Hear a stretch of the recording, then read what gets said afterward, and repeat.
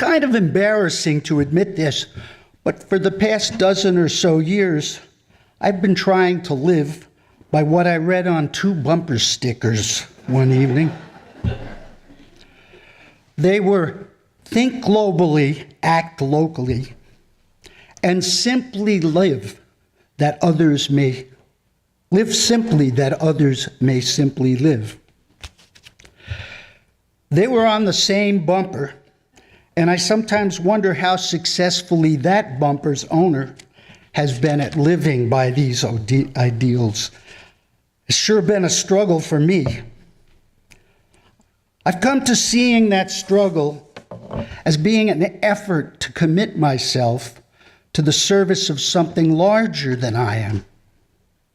I don't doubt for a second that all of us here are in some way engaged in that same effort, or we wouldn't be here. I guess what we're dealing with can be described as the often conflicting interests of ideals and circumstances. Ideals are the product of the imagination, what can be, while circumstances are what is. Buddhists may differ, and of course, they may be right. Well, never mind, where were we? Ideals and imagination. And this is supposed to be about sustainability. And actually, I think it is, because if we exist in our circumstances, this is not a static situation. We are here, but we are imagining there. And to make it more complicated, we are also remembering there, which we may be imagining also. This is why we are often admonished to live in the present. There's those pesky Buddhists again. I don't know about you, but I've never had the attention span to meditate long enough to make that happen consistently. So for the purposes of this inquiry, let's just say that we are here imagining there. And what we want very much is to make our imagined there become our here. Hannah Arendt liked to call that reification. We can also call that creation. I just love dropping her name. I can't think of anything more rewarding than to imagine something and then to have it or make it happen. But here's where sustainability comes in. To turn imagining into creating, there has to be a future. Future is that which is sustained. It wouldn't surprise me if you were all saying, well, duh. Yeah. But it's been so rewarding to get all this down on a page and spoken. Now, I once worked for a smart guy, Bob, who made a few $1 million brokering air freight deliveries. And one of the things he said, many of which would be inappropriate here,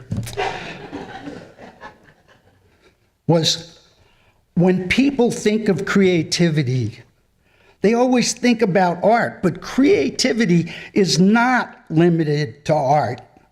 Creativity is finding solutions to problems, to which we can add making those solutions happen. And to make it happen, skill is helpful. So we practice, otherwise what happens might just happen and might not be good. Now, Bob's creativity involved finding ways to get something flown into Newark Airport delivered to the address on the box. He was really good at this, and that was in mob-riddled northern New Jersey then, and before Federal Express reified someone else's imagination. I really like Bob, and I learned a lot from him, but I'm sorry to say, Bob is no longer with us. Or to quote Monty Python's Dead Parrot routine, he's deceased, passed on, expired, gone to meet his maker, pushing up the daisies, dead. He's an ex-Bob. Now, Bob was very interesting and hilariously funny and a generous man. And if he could be here now, I imagine that would make him and all of us very happy. And I'd like to think he'd be enjoying this talk. But that's not going to happen. Bob, like everyone else I have ever known, was mortal. So there it is, the D word, death, that cosmic joke on us. While we can conceive of eternity, we don't get to experience it directly. We can imagine without limitation, but we are limited. What a bummer. I'm reminded of two sayings that may or may not be on bumper stickers somewhere. Nobody gets out of here alive, and you can't take it with you.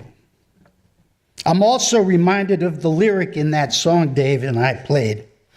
Come on, everybody, let's have some fun. You only live but once, but when you're dead, you're done. Now, you may find this difficult, making light of death, but as a conscientious objector working on a geriatric medical ward, my job often involved the washing, wrapping, and toe tagging of bodies just recently inhabited by people I had just been caring for and whom I cared for. I can consider myself lucky because many of my age group were in danger of dying while they did that, and I didn't have to deal with that.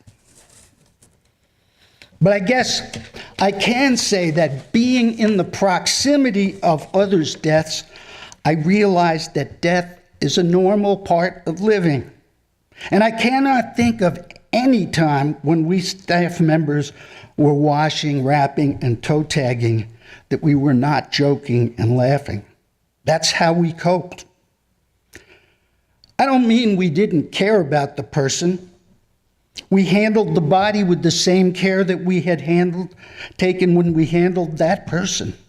We just realized that that person was no longer there, and we realized that one day we would be gone too. So, we ourselves have limited sustainability, but our imaginations have unlimited sustainability, and the world we inhabit can be sustained long after we die. But because we can imagine a beautiful, fruitful world surviving us, we can create while we are still here, and with our creativity, we can help to shape a future that we may never see. Now, I look around and I see serious problems developing for the futures of our children and grandchildren, and I don't have a lot of what it takes to influence those futures. I guess we can just do our best in our limited time.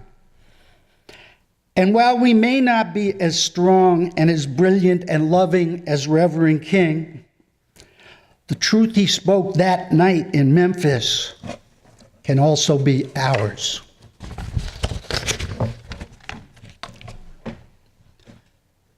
Now, one other verse in that song goes, "Don't stand around there talking trash. If you want to have some fun, you got to spend your cash." I guess you know where we're going with this, right? So, anything in the offering will be very gratefully received.